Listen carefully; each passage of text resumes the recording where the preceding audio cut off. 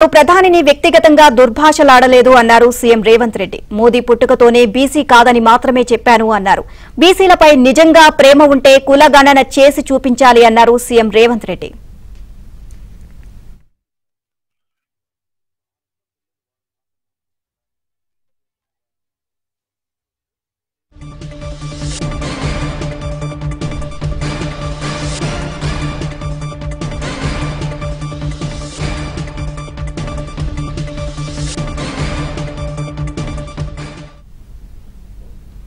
రాహుల్ గాంధీతో సీఎం రేవంత్ రెడ్డి భేటీ ముగిసింది. కులగణన, ఎస్సీ వర్గీకరణ పూర్తయిన నేపథ్యంలో రాహుల్ కు వివరించారు. 42% బీసీ రిజర్వేషన్లు, కార్పొరేషన్ పదవులు, ఎమ్మెల్యే కోట, ఎమ్మెల్సీల అంశాలపై చర్చించారు.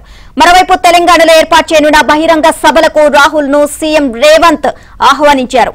సూర్యాపేటలో బీసీ కులగణన సభ, మెదక్లో ఎస్సీ వర్గీకరణ సభలు ఏర్పాటు చేయాలి అని భావిస్తున్నారు.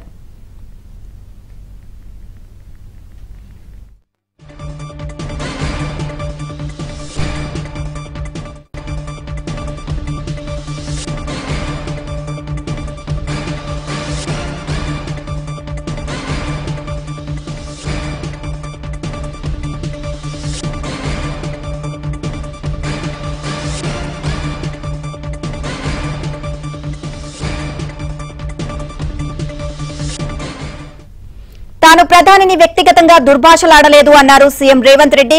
మోదీ పుట్టుకతోనే బీసీ కాదని మాత్రమే చెప్పానని అన్నారు. బీసీలపై నిజంగా ప్రేమ ఉంటే కులగణన చేసి చూపించాలి అన్నారు సీఎం రేవంత్ రెడ్డి.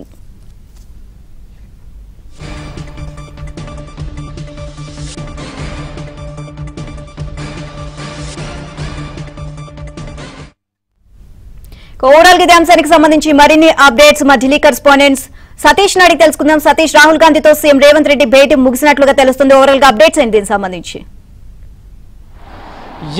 నీలిమ, ఢిల్లీ పట్టణంలో సీఎం రేవంత్ రెడ్డి ఏఐసీసీ అగ్రనేత రాహుల్ గాంధీతో సుదీర్ఘంగా 40 నిమిషాల పాటు కూడా రాష్ట్రానికి సంబంధించిన అనేక అంశాలను చర్చించారు. ప్రధానంగా కులగణన కావచ్చు, అదేవిధంగా ఎస్సీ వర్గీకరణకు సంబంధించిన బిల్లులకు సంబంధించిన అంశంలో ఇటీవల వాటిని అన్నింటినీ కూడా అసెంబ్లీలో పెట్టి చర్చించిన అంశాన్ని కావచ్చు, వాటిని రాహుల్ గాంధీ దృష్టికి తీసుకెళ్లారు. ఏ విధంగా కులగణన నిర్వహించాం, బీసీల 51% ఏ విధంగా బీసీలో వచ్చిందనే అంశాన్ని కూడా చాలా స్పష్టంగా రాహుల్ గాంధీకి వివరించాలనే అంశాన్ని చెప్పారు. మరోవైపు ఎస్సీ వర్గీకరణకు సంబంధించిన అంశంలో అసెంబ్లీలో చట్టం చేసి దాన్ని తీర్మానం చేసి దాన్ని నేరుగా కేంద్ర పార్లమెంటుకు పంపిస్తామనే అంశాన్ని కూడా రాహుల్ గాంధీ దృష్టికి తీసుకెళ్లారు. మరి అదేవిధంగా తాజా రాజకీయ పరిణామాలు వివరించారు. అయితే కులగణన తర్వాతకి రాష్ట్ర వ్యాప్తంగా కూడా ఒక సమావేశాన్ని ఏర్పాటు చేయాల్సింది, ఒక బహిరంగ సభ ఏర్పాటు చేస్తున్న అంశాన్ని కూడా రాహుల్ గాంధీకి రేవంత్ రెడ్డి వివరించారు. సూర్యాపేటలో కులగణన సభ మార్చి మొదటి వారంలో కానీ ఫిబ్రవరి ఎండింగ్లో కానీ సభను ఏర్పాటు చేస్తాం. ఆ సభకు రాహుల్ గాంధీని రావాల్సిందిగా కూడా ఆయన విజ్ఞప్తి చేసినట్టు, రాహుల్ గాంధీ కూడా దాన్ని సానుకూలంగా స్పందించినట్టు చెప్తున్నారు. ఇక చిట్ చాట్లో మీడియా ప్రతినిధులతో కాసేపటి క్రితమే సీఎం రేవంత్ రెడ్డి మాట్లాడారు. ప్రధానంగా ప్రధాని మోదీని మీరు కొంత విమర్శించారు కదా అనే అంశంలో ఆయన స్పందిస్తూ, ఎక్కడ కూడా ప్రధాని చేరును నేను అగౌరవపరచలేదు, కేవలం మోడీ ఏదైతే క్యాస్ట్ల నుంచి ఆయన మారారో, బిఫోర్ ఆయన అప్పర్ క్యాస్ట్గా ఉండేదో ఆ తర్వాతకి ఆయన ముఖ్యమంత్రి అయిన తర్వాత బీసీ క్యాస్ట్కు మారారనే అంశాన్ని మాత్రం చాలా స్పష్టంగా చెప్పాను. గతంలో ఆయన ఏ విధంగా టెక్నికల్గా జీవో ఏ విధంగా ఇచ్చారనే అంశాన్ని కూడా అదే అంశాన్ని చెప్పాను. భారతీయ జనతా పార్టీకి సంబంధించిన కేంద్ర మంత్రి కిషన్ రెడ్డి కూడా దాన్ని అంగీకరించారనే అంశాన్ని కూడా స్పష్టం చేసిన నేపథ్యం. ఇక మరోవైపు రాహుల్ గాంధీకి నాకు గ్యాప్ పెరిగినట్టు పెద్ద ఎత్తున ఊహాగానాలు, ప్రచారాలు తప్ప ఎక్కడ కూడా అలాంటి గ్యాప్ రాలేదని, రాహుల్ గాంధీ ఎజెండా ప్రకారం తాను ముఖ్యమంత్రిగా రాష్ట్రంలో పనిచేస్తున్న అంశాన్ని కూడా చాలా స్పష్టం చేస్తూ కూడా మీడియా ప్రతినిధులు అడిగిన చిట్చాట్లో కూడా ఈ అంశాన్ని పరిగణించారు. కులగణనకు సంబంధించిన అంశంలో రాహుల్ గాంధీ హామీ ఇచ్చారు, ఆ హామీని నెరవేర్చే బాధ్యత నేను తీసుకున్నాను. కులగణనకు సంబంధించి అన్ని వర్గాలకు న్యాయం చేయాలన్నదే తన బాధ్యత అని, ఎక్కడ కూడా ఇక్కడ పక్షపాతం లేదన్న అంశాన్ని కూడా చాలా స్పష్టం చేశారు. అయితే ప్రధానంగా గతంలో కేసీఆర్ నిర్వహించిన కుటుంబ సర్వేలో దాదాపు ఎస్సీ కులాలకు సంబంధించే 86 కులాలను చూపించారని, కేవలం ఉన్నదే 52 కులాలని 82 కులాలను ఏ విధంగా చూపించాలనే అంశాన్ని కూడా చెప్పారు.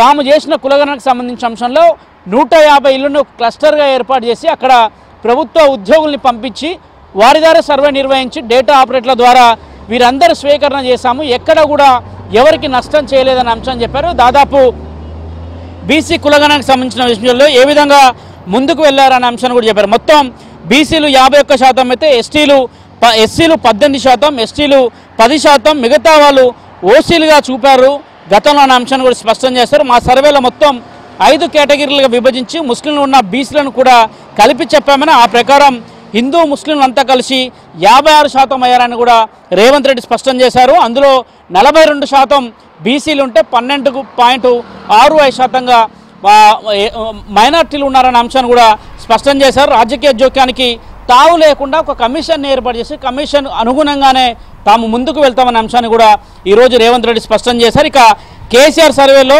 ఎస్సీలను ఏ విధంగా చేశారో కూడా వారే చెప్పాల్సి ఉంటుందనే అంశాన్ని కూడా ఆయన చాలా స్పష్టం చేశారు. Right, thank you Satish.